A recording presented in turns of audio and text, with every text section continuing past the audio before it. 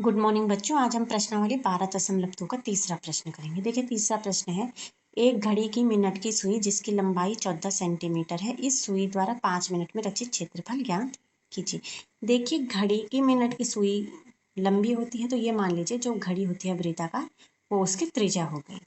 तो वृत्त की त्रिज्या r बराबर मिनट की सुई की लंबाई यानी 14 सेंटीमीटर और घड़ी की सुई द्वारा 1 मिनट में बना कोण। अब 1 मिनट में बना कोण जो होगा पूरा, जब मिनट की सुई पूरी 60 मिनट चलती है तो 360 डिग्री का कोण बनाती है। तो 1 मिनट में कितना बनाएगी? 360 में 60 का भाग देंगे तो 6 डिग्री का कोण। इसलिए मिनट की सुई द्वारा 5 मिनट में बना केंद्रीय कोण कितना होगा? 6 गुणा 5 यानी कि 30 डिग्री। अतः 5 मिनट में रचित क्षेत्रफल, तो ये हो जाएगा θ/360 इंटू पाई आर स्क्वायर, जो हमारा सूत्र है 30/360 गुणा गए पाई का मान 22/60 गुणा गए 14 गुणा गए 14। 30 से 360 कट रहा है 12 बार, और देखिए 12 से 12 है, यहाँ 22 है, तो 11 दूना 22, 6 दूना 12, 7 दूना 14, 2 तिया 6।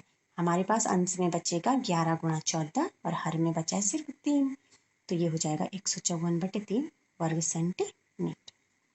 ठीक है, यहाँ पे सिर्फ ये है समझने वाली बात कि घड़ी की मिनट की सुई जब पूरे 1 घंटे में 360 डिग्री घूमती है, तो 1 मिनट में कितना घूमेगी?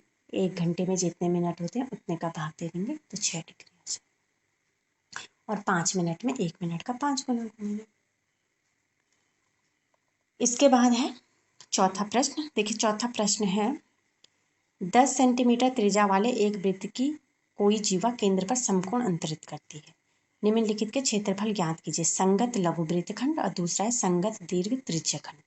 पाई का मान दे रखा है 3.14।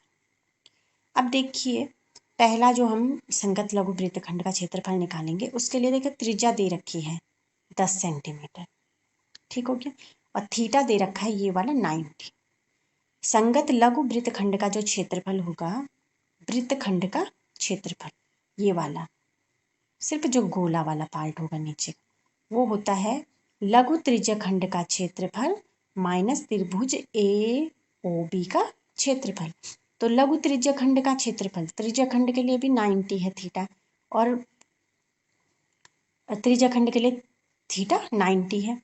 तो देखिए यहाँ हो जाएगा त्रिज्यखंड के क्षेत्रफल का सूत्र θ/360 इंटू पाई आर स्क्वायर, और त्रिभुज ए ओ बी का क्षेत्रफल 1/2 आधार गुणा लंब।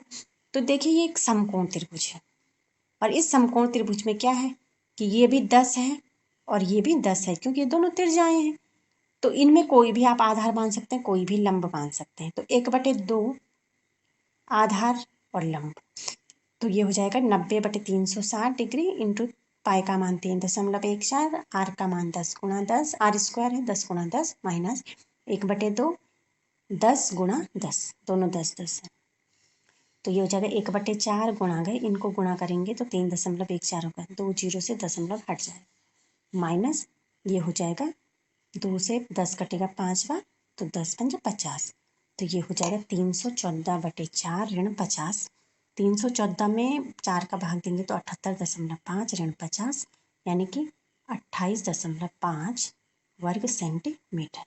ये है इस छोटे से वृत्तखंड का क्षेत्रफल, ठीक हो गया।